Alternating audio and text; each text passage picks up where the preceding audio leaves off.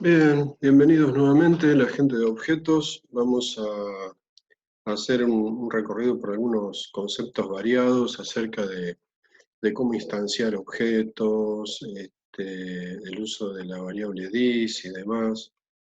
Bien, repasamos un poco, ya habíamos dicho lo que era una clase, digamos que era una plantilla, un diseño, digamos, para luego crear objetos. La idea es que primero hagamos esta plantilla o este diseño y luego empecemos a crear objetos, ¿no? Y el objeto, bueno, una vez que interactúa con otros objetos, termina resolviendo el problema, ¿no es cierto? Bien, dentro de la clase vamos a definir el comportamiento y los atributos de cada objeto, es decir, los datos que va a manejar el objeto y las cosas que puede hacer el objeto con esos datos, ¿sí? Puede haber referencias a otros objetos y demás. Bien, nosotros vamos a llamar a cada objeto como instancia. Una instancia va a tener una variable que, asociada, digamos, es decir, la variable viene a ser digamos, para los DC, digamos, estas referencias es un puntero en realidad, ¿no? Es un apuntador, digamos, al objeto que se encuentra en la memoria que se llama heap, ¿sí? Hemos dicho que hay un área de memoria que era el heap. Bueno, ahí se encuentra realmente el objeto y la referencia nos permite acceder a él. Si no tenemos la referencia a la instancia, no podemos manipularla, no podemos hacerla. Así que, por lo tanto, es muy importante el alcance, es decir, en dónde esta referencia es visible para poder acceder al objeto.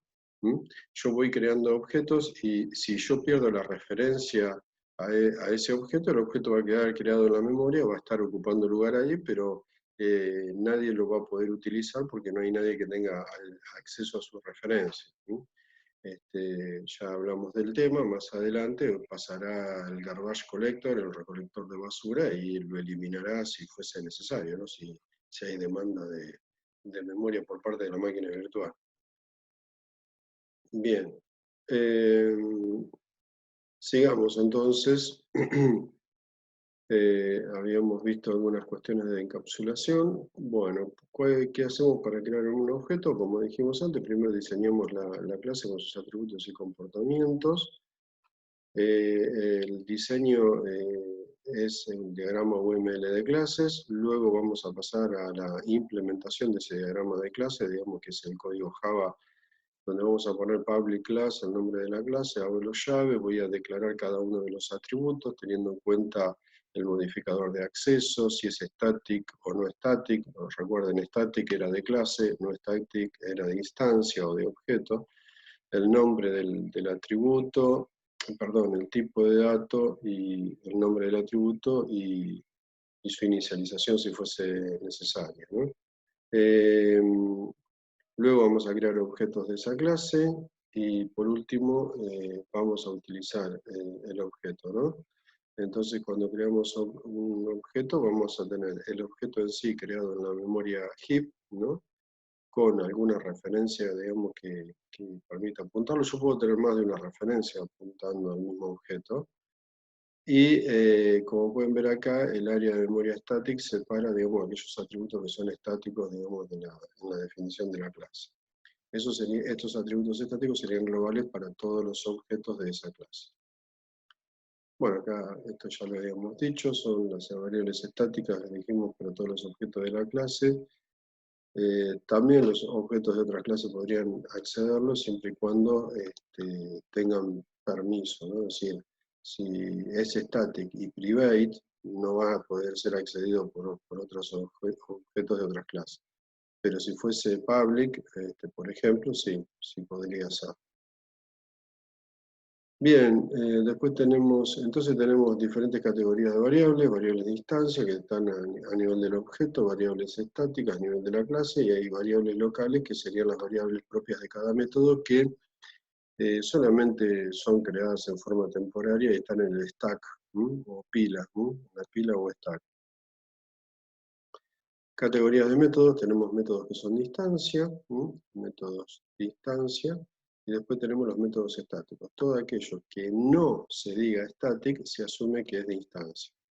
Los métodos estáticos pueden acceder a todo aquello que es estático, pero no así a atributos propios de instancia. Si yo creo un atributo propio de instancia, no lo puedo acceder desde un método estático. Un ejemplo de método estático es el método main, cuya asignatura era public static void main string args, o lo que ustedes quieran ponerle como nombre, pero es un arreglo de strings. La instanciación de un objeto la vamos a hacer utilizando la cláusula new, como ya hemos mencionado antes. Se puede crear un objeto prácticamente en cualquier lado, no hay ningún problema con eso. Lo podemos crear prácticamente en cualquier momento.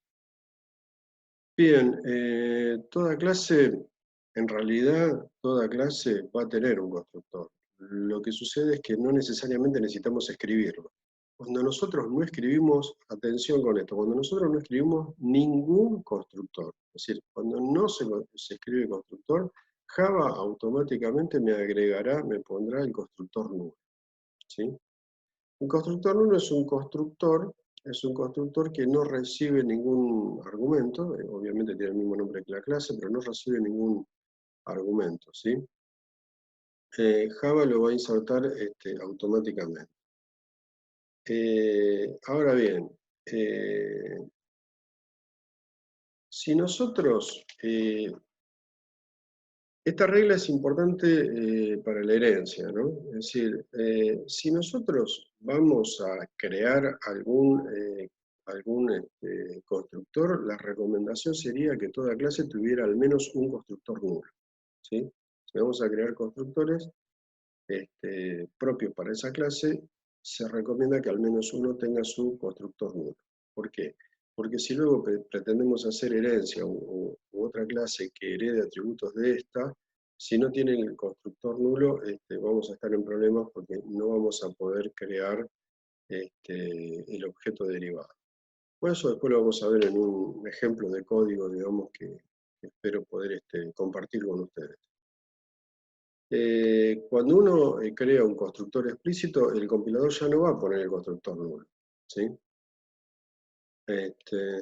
Bueno, esto es importante tener en cuenta esta regla, más cuando se pretende utilizar en un contexto de herencia.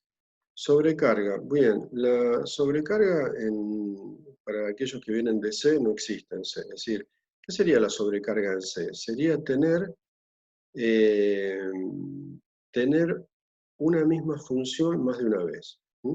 Es decir, si yo en C declaro la función Pepe, no puedo declarar otra función Pepe. Bueno, en Java sí se puede declarar otra función Pepe. En este caso sería otro método. Pero lo que tiene que variar es la asignatura. ¿Se acuerdan que la asignatura era el nombre del método, el valor de retorno, los argumentos que recibe? Bueno, la idea es no sobrecargar por el valor de retorno, sino sobrecargar por los diferentes argumentos que recibe. Entonces yo voy a poder tener a Pepe sin argumentos, voy a tener a Pepe que recibe un string, a Pepe que recibe un entero, a Pepe que recibe un string y un entero, a Pepe, y así sucesivamente podemos estar todo el día, ¿no? Es decir, podemos crear un montón de versiones de Pepe, ya sea de método de constructor, para que sea más cómodo construir el objeto o para que sea más cómodo invocar algún método. Eso es lo que se denomina sobrecarga, cuando tenemos diferentes versiones del mismo método que tienen diferentes signaturas. Bien.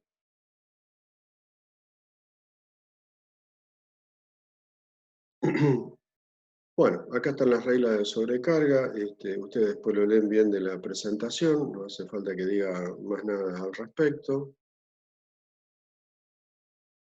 El uso de la variable dis. Bien, también vamos a ver algún código de ejemplo vinculado con esto porque tiene varias connotaciones. Yo particularmente lo uso bastante en la creación de constructores, como quien diría, cuando uno crea constructores así en cascada, ¿no? que van recibiendo. Cuando tenemos un conjunto de constructores sobrecargados, es bastante útil la variable dis. Dis representa el objeto actual dentro del código, ¿sí? También es utilizado en C++. Bien. No es necesario hacer un abuso de dis y escribirlo siempre, Por lo menos no es una práctica que yo haga, digamos, de escribir siempre la variable disco, incluso cuando no sea necesario. Automáticamente el compilador va a poner la cláusula dis cuando nos estemos refiriendo a un atributo, ¿no? El uso de dis sí es obligatorio y necesario cuando hay ambigüedad. Acá vemos un ejemplo de código, digamos, donde tenemos declarado el atributo privado un número, es un atributo privado de tipo entero un número, y el constructor, que lo vemos acá, la implementación del constructor, en public simple un número, fíjense que recibe un argumento con el mismo nombre, ¿sí?